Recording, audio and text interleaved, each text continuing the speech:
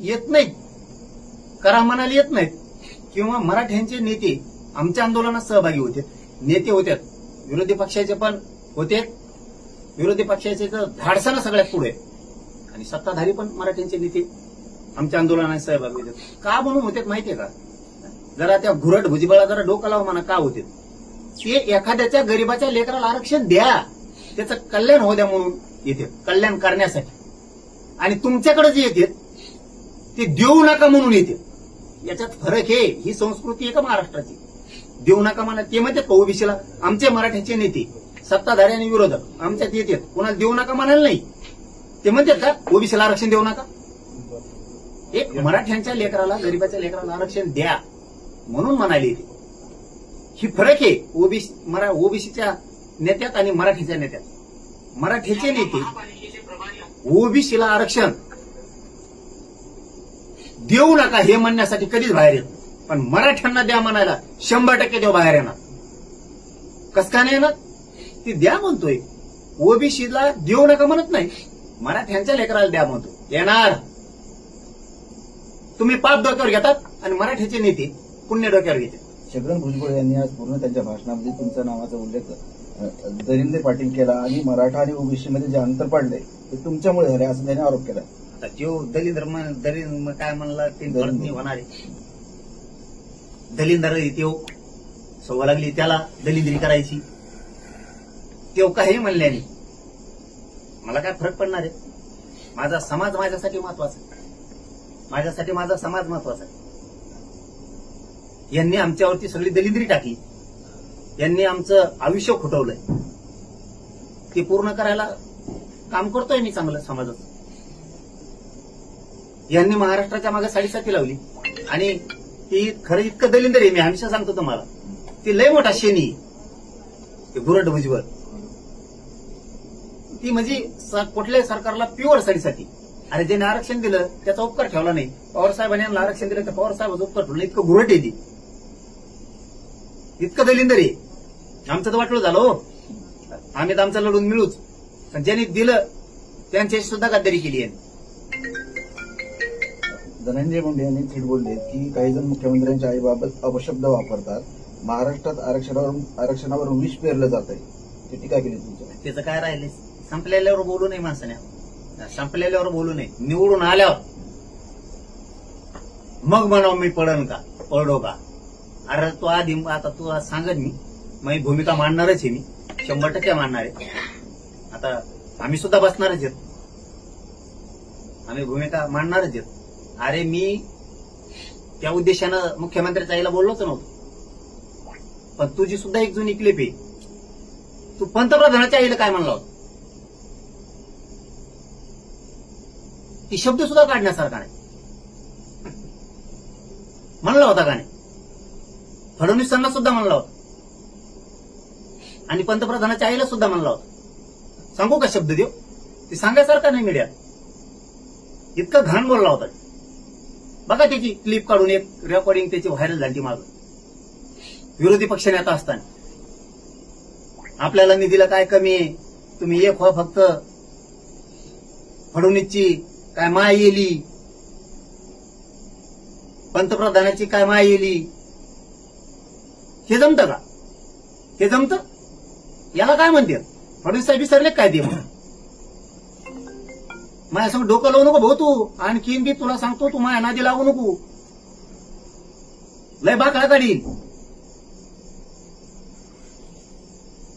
तुमच्या घराण्यावर कधी बोललोच नाही मी, तुमच्यावरती बोललोय. आणि मी वैयक्तिक मॅटरमध्ये पडत नाही, अजिबात पडत नाही. तू काय काय म्हणतो ना, मला सगळं कळतंय. तुमच्यावरती तुम्ही नेतेगिरी करता, तुम्ही मराठ्यांच्या खुणा करता म्हणून तुमच्यावर बोललेलो आहे, हे लक्षात ठेवा.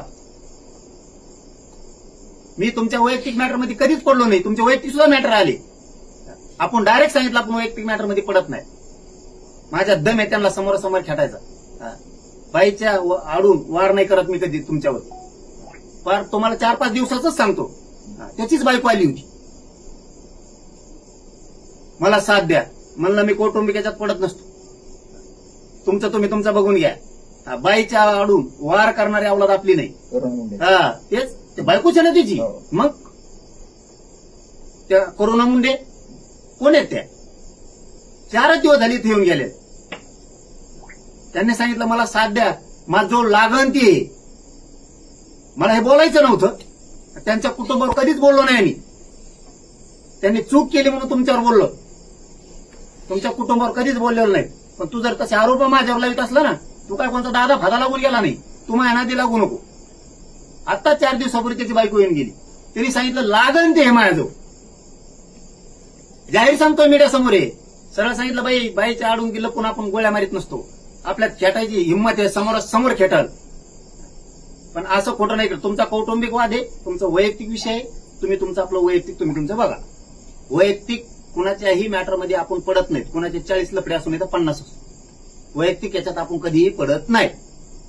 हे संस्कार आहेत आमच्यावरती, तो यासारखे नाहीत असे. दिलं काढून दिलं त्यांना, विचारून घे फोन लावून बोलत असला तिला तर काढून दिलं का नाही. माझ्या जागेवर दुसरा असता तर म्हणला असता काढा उकरून याचा, आता द्यायला तयार आहे ती ना. ती जुळतोय गाबाळी म्हणती ती, आणि सगळं काय आहे ती. 30-35 वर्षाचं वाईटापासून चांगल्यापर्यंत सगळं आहे. म्हणलं जावा तुम्ही इथून, आम्ही बाईच्या आडून वार नाही करत. तुम्ही तुमचा लढा, तुम्ही तुमचा न्याय घ्या, नका घेऊ. नसता माझा जर दुसरा असता ना, कुणी संधी सोडली नसती. ध्यानात ठेव हे सुद्धा, माया नादी लागू नको. पाटील, मुंबईला जे आंदोलन झालं ते मराठा समाजाचं आंदोलन नव्हतं, तर ते दारूवाले आणि वाळूवाले आणले लोक होते आणि ते दरिंदे पाटलांनी आणले होते असं भुजबळ म्हणाले. त्याला काय कळत आहे ते घुरट सगळ्या दुनियेत.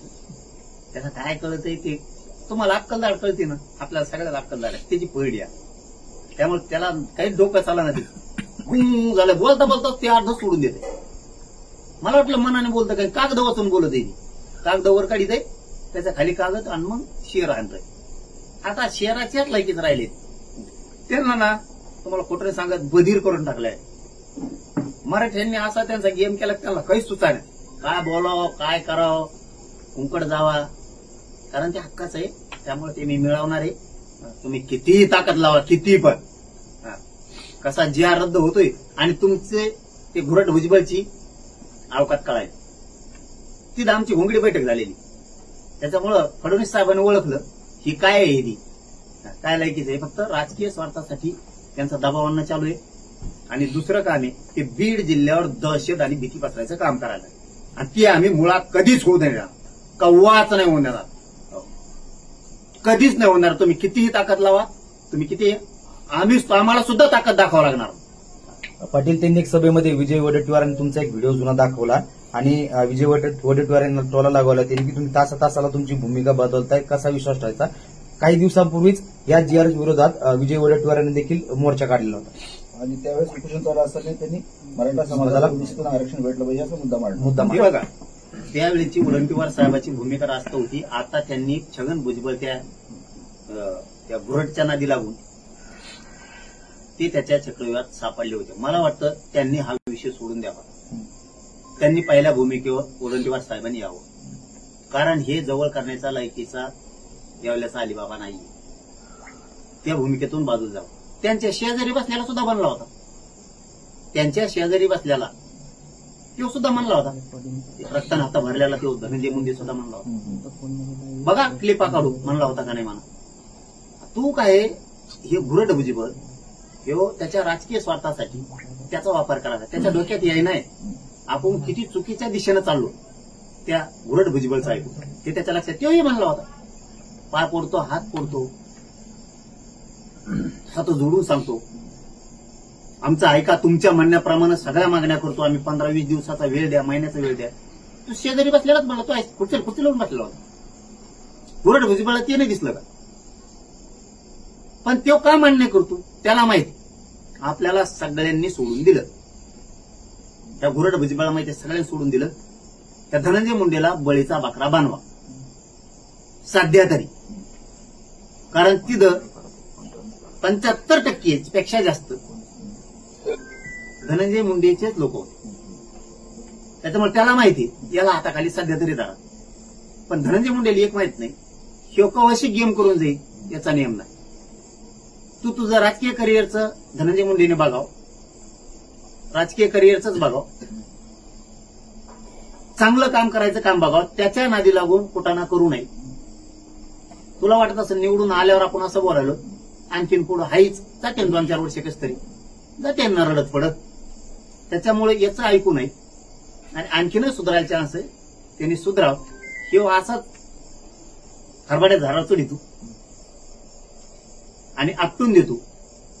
कारण त्याला माहित झालंय आता आपण संपल्यात जमा आहेत त्या गुरड भुजबळा, आपण संपल्यात जमा आहेत. नेतृत्व धनगराकडं आणि धनगर बांधवाच्या नेत्याकडं जाण्याची शक्यता आहे. आपण संपल्यात जमाचे म्हणून हे आपलं आता टाबरं टुबरं गोळा करतोय. देवेंद्र फडणवीस नेहमी म्हणतात की ओबीसी आमचा डीएनए आहे, पण परंतु छगन भुजबळ असं म्हणाले की तो डीएनए कधी सरकेल सांगता येत नाही. म्हणजे धमकीवधारक इशारा त्यांनी दिलेला आहे. हे बघा याच्याच मागे काय ओबीसी काय जातीचा नेता आहे राव. तुम्ही ओबीसीचा अर्थ समजून घ्या. ती आमची, मी काय बोलतो मी फक्त स्पष्ट बोला ना, तिथं आमची घोंगडी बैठक झालेली, तिथं घोंगडी बैठक झाली आमची. ओबीसीचा नेताच नाही देऊ त्या घोंगडी बैठकीच्या तिथंच ग्राउंडवर झालेली. छत्रपती संभाजीराजे यांच्या त्या ग्राउंडवरती आमची घोंगडी बैठक झाली. त्याच्यामुळे फडणवीस साहेब आता त्याला किती गिनिणार आहेत आणि काय करणार आहेत. कारण ह्यो सरकारमध्ये राहून ह्यो प्युअर वादा लावतोय, प्युअर वादा लावतोय. देवेंद्र फडणवीस साहेबांच्या लक्षात लोकसभेलाच आलं मराठ्यांशिवाय या राज्यात परिवर्तन सत्ता येऊ शकत नाही. फडणवीस साहेबांपुढे आता एकच प्रश्न आहे. फडणवीस साहेब या पत्रकार परिषदेच्या माध्यमातून मी जाहीरपणानं सांगतो तुम्हाला, तो सरकारमध्ये तो जाती दंगली घडणारे बीडमध्ये त्यांनी दहशत आणि भयावह वातावरण तयार केलंय. आज त्यांनी काही नेते हाताखाली धरले, त्यांचे भाषणं बघा, ते पूर्ण भय निर्माण होईल अशी परिस्थिती त्यांनी निर्माण केली. गृह मंत्रालयानं तो जामीनवर आलेला आहे, त्याची जामीन रद्द करावी. नसता राज्यात अराजकता माजविल तो रक्तपात घडून आणि गृह मंत्रालयाने हे लक्षात ठेवा, त्याची जामीन रद्द करा. त्याच्याशिवाय ह्यो थांबणार नाही. त्याची जामीन गृह मंत्रालयाने दखल घेऊन तातडीनं रद्द केली पाहिजे. नसता ते टाबरं टुबरं गोळा करून राज्यातलं वातावरण दूषित करी. आम्ही सुद्धा आमच्यावर जे वातावरण तयार केले, ती आता जी भीती दहशत निर्माण केली बीड जिल्ह्यावरती, ती सुद्धा आता आम्हाला तुडून काढावं लागणार, ती झटकून लावावं लागणार. आमच्यात सुद्धा प्रचंड बळ आणि ऊर्जा आहे, आम्ही दाखवू ताकद. विखे राज्यात विखार पसरत आहे. विखे वारंवार जरांगींना भेटायला जात आहेत. आम्ही विखेंना सुद्धा सोडणार नाही असा स्पष्ट इशारा जो आहे तो छगन भुजबळ यांनी दिला. विकास काही होऊ शकत नाही तुमच्या इथे, काय होऊ शकत नाही. काय बघणार तुम्ही? ते बिचारा भेटायला जरी आला तरी समाजाला देण्याच्या उद्देशानं आला, कोणाचा रद्द करा म्हणत नाही. मराठ्यांच्या नेत्याचा किंवा आदर्श घ्यावा. मराठ्याचे नेते आंदोलनात सहभागी होते, गरीबाच्या लेकराला द्या म्हणून.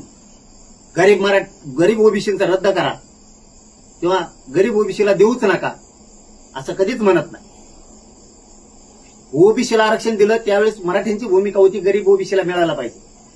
तीच भूमिका मराठ्यांच्या सगळ्या पक्षातल्या नेत्यांची तीच भूमिका आहे की गरीब मराठ्यांना सुद्धा मिळाला पाहिजे.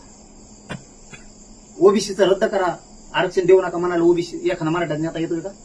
येतोय का? तुम्ही तरी जाताय. मराठ्याच्या नेत्याची तुलना तुम्ही करू शकत नाही, तुमच्याशी त्यांची तुलना होऊ बी शकत नाही. ते गरीब मराठ्यासाठी कायम येणार, पुण्य कमवायलाच मराठ्याचे नेते सगळे येणार. विरोधी पक्षातले असतील, सत्ताधाऱ्यातले असतील, पाप तुमच्यासारखं ते कमवू शकत नाही. प्रस्तावित मराठा समाज गावगाड्यातील सरपंचपद हिसकावत आहे. ओबीसी समाज तुमचा घाट हाडून पाडणार. समोरून लांडग्यांचा कळप येतोय, तो गळा घोटणार आहे, तर हातातलं फेकून मारा असं गोपीचंद पडळकर म्हणाले. कोण म्हणलं? गोपीचंद पडळकर.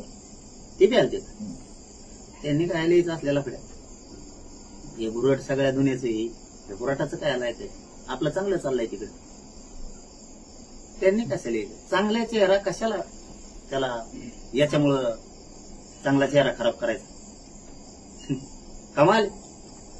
येणाऱ्या निवडणुकीमध्ये ज्यांनी ज्यांनी ओबीसीच्या विरोधामध्ये भूमिका घेतली त्यांना लक्षात ठेवा आणि त्यांचा बरोबर हिशोब करा. कोण? भुजबळ.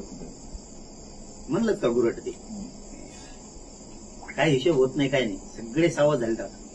आज कळालं ना राव, आम्ही तिथं घोंगडी बैठक घेतलेली, काय हिशोब करतो आम्ही तिथं घोंगडी बैठक घेतलेली. तू काय हिशोब करतो? महाएलगार नाव देतो, तिथं आमची घोंगडी बैठक झाली. काय ते चव घालून घे धंदे करते काय नाही, याच्या कमून नादी लागायचे मला काहीच कळलं नाही. गुरट भुजबळचं बीड म्हणजे तुमच्या बापाची जहागिरी नाही, लक्ष्मण हाकेंचा तुम्हाला सवाल आहे. आणि तर जरंगे लहरी मोहम्मद आणि सकाळी भुजबळ तर संध्याकाळी फडणवीसवर बोलतात, ही टीका हाकेंनी तुमच्यावर केली. त्याला नाही मोजित मी, त्याला मोजित नाही, त्याला कधी विरोधक मानलं नाही, मानणार नाही. काही आता ते नाही बोललं तरी बोलायची सवय, आम्ही नाही बोलत नाही तरी बोलत एखादं, त्यातल्याला काय देण द्यायचं. थुकला ना बळत थुकासाठी ते, त्याला काय करू आम्ही? तिकडे आपलं बघायचं, कशाला त्या टोळीच्या नादी लागायचं? आपल्या जातीसाठी लढलं तर आपली जात पुढल्या पुढे जाईन आतापर्यंत. कशाला दुसऱ्या ज्ञान पाजळ थिंडायचं उगाच त्या गुरट भुजबळच्या नादी लावू बशी ना कोपऱ्याला आहे. अजून काय का विचारून घ्या. ओके ना, ठीक आहे धन्यवाद.